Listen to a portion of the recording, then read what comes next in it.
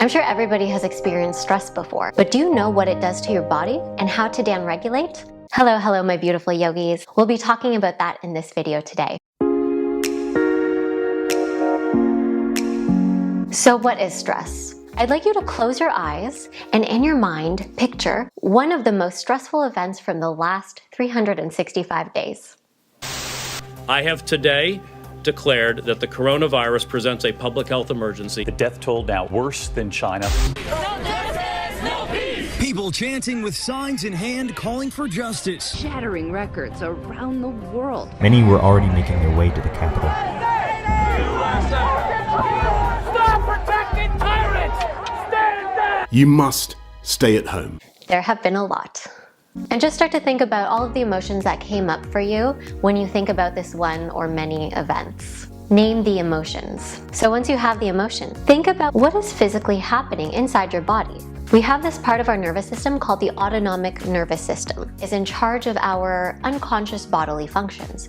Our breathing, our heartbeat, digestion, all of these things that if you had to actively think about doing them moment to moment, you would just be totally overwhelmed. You're trying to cook dinner and also reminding yourself, okay, breathe, heartbeat, digest the food that I ate earlier. It's way too much. So your autonomic nervous system takes care of all of this. Your autonomic nervous system has two modes: sympathetic, which is fight, flight, or freeze, and parasympathetic, which is rest, digest, and restore. So when you're in your sympathetic nervous system, your body is primed to run away, to fight off danger, or to freeze and be really quiet so that the danger can pass. So what happens physically is you have an increased heart rate, your breathing gets a lot faster and shallower, your blood goes out of your internal organs into your extremities so you can run away really fast or fight off that danger. Increased adrenaline and cortisol are produced to help you do all of those things. Lastly, you get into a protective posture.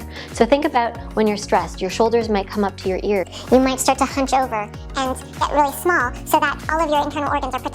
And when you're in your parasympathetic nervous system, it's the complete opposite. You restore your body's homeostasis, your heart rate slows down.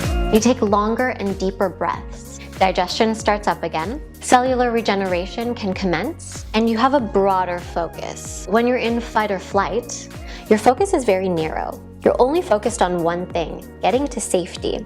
But when you're in a parasympathetic state, you can see life more clearly. Now remember when I asked you to think about what happens in your body when you feel those emotions that those stressful events brought up? What did it feel more like? What I described when I was talking about the sympathetic system or the parasympathetic? Most likely those emotions brought up sympathetic nervous responses, an increased heart rate, shallower breathing, a little bit of panic and disorientation, and shoulders up to the ears in a protective posture. Now you may be wondering, why does my body hate me? And the answer is evolution. Your body doesn't hate you. You are evolved to be able to switch from parasympathetic to sympathetic states. When our ancestors had to run away from saber-toothed cats that were chasing them, this ability to switch from a rest, digest, and restore to fight, flight, and freeze actually saved them. And the ones that were able to do this efficiently were able to continue their gene pool. Just think about it. If danger was coming, if another tribe was attacking, and your ancestors were just lazing around, digesting their big meal, do you think that they would have any chance of survival? No. Rather than being upset about feeling stressed out, thank yourself, thank your body and your ancestors for passing on these genes that allow you to feel stress. Stress is not necessarily a bad thing. The narrow focus we get from stress oftentimes helps us deal with life's most difficult situations, whether that's at work, with your family or friends. Snapping into that sympathetic nervous response can help you address whatever danger or emergency is at hand.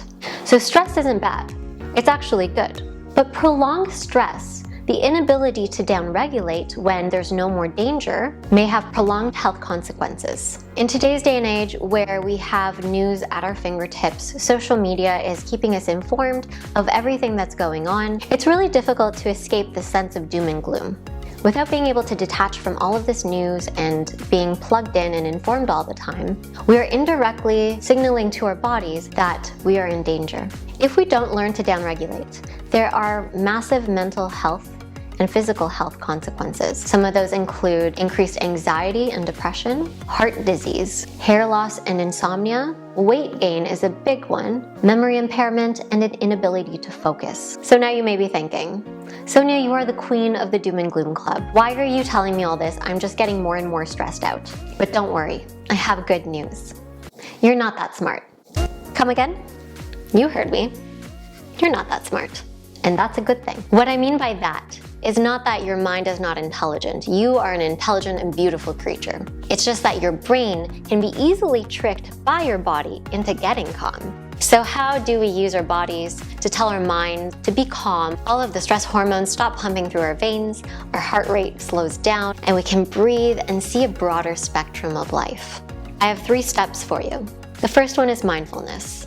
You get curious. You take a bit of a scientific lens to what is going on in your body, what is going on in your mind, and what's going on in your environment. You ask yourself questions without judging your experience, and then you name the emotion. By giving it a name, we can easily identify it next time, and it becomes a lot more manageable. Rather than being this big unknown monster, it's something that we can recognize. And after you've named the emotion, you notice what's actually going on in your body. Is your heart rate up? Are you taking deep breaths, or is your breathing really shallow? Are your shoulders all the way up to your ears? Are you hunched over your keyboard because your boss just sent you an email? Just get mindful. Just start to notice what is happening. The second trick is to take a calm posture. And what I mean by that is simply to take your shoulders, roll them up, back, and down. Taking your shoulders down signals to your body that you are safe, you are calm, and there is no reason to be stressed. Just doing this one simple thing, even just taking a couple shoulder circles, landing with your shoulders down and back, will immediately improve your stress levels. And then the last one has to do with your breath.